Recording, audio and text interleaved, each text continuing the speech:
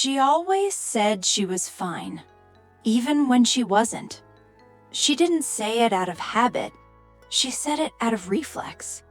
When something felt heavy, she fixed it before it became a conversation. He noticed, but he didn't know where to step in. They got along well. It was clear they loved and respected each other. The routine worked. Messages answered, plans organized, bills paid on time, house clean and in order, problems solved quickly. She handled everything: schedules, decisions, details. When he asked if she needed help, she smiled and said, "I already took care of it." He believed her.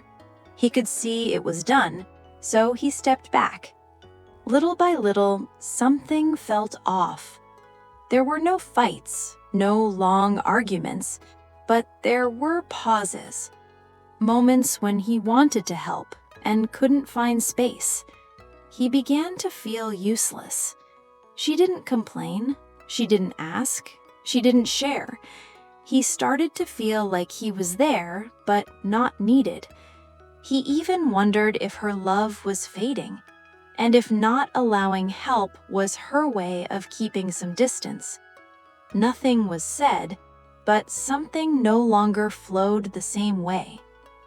She came home tired, sat down, took a deep breath. He asked if the day had been hard. She said, "Normal."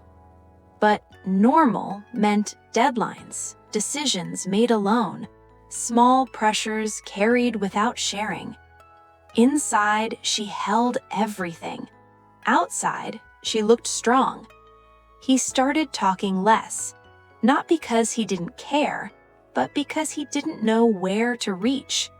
Every time he tried to help, she was already ahead. Without realizing it, she left him behind. Every time he offered presence, she had already handled it. He began to step back, not to punish, but to avoid invading, to avoid feeling unnecessary. And the silence between them grew without making noise. One night, something simple happened. She said, almost distracted, "I'm exhausted." He stood up immediately, grabbed what was nearby, tried to help. She answered automatically, "Leave it, I'll do it." It wasn't rude, it was reflex.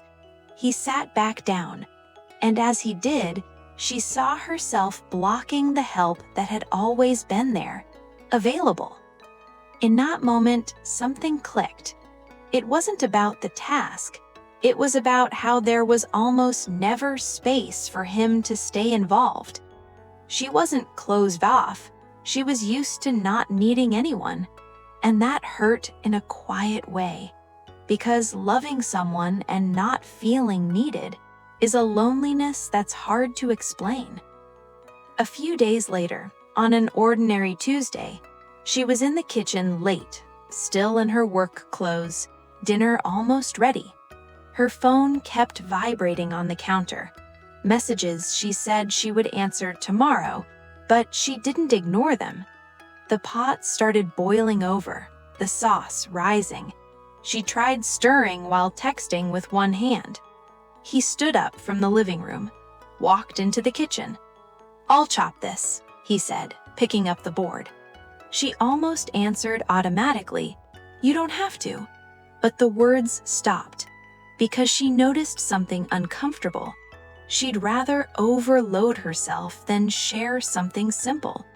She took a deep breath, looked at the phone, the pot, her tense hands, and said quietly, "Can you stir this for me?"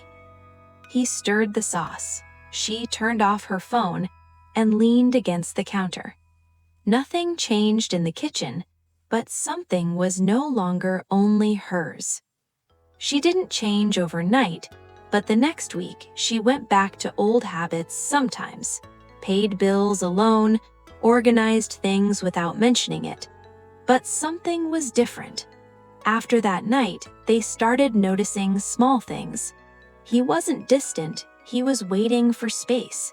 She wasn't cold, she was overwhelmed. He began asking, "What's left for today?" Not as pressure, but as presence.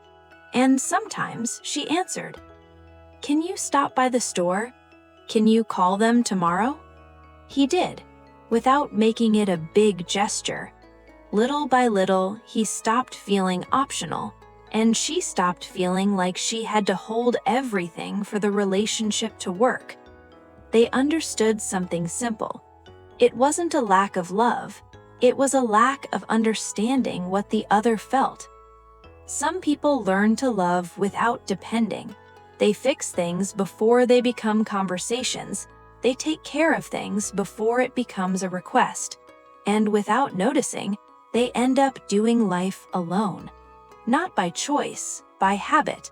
Until they understand that a relationship isn't about who can handle more. It's about who allows the other person to stay. Some stories don't shout, they stay.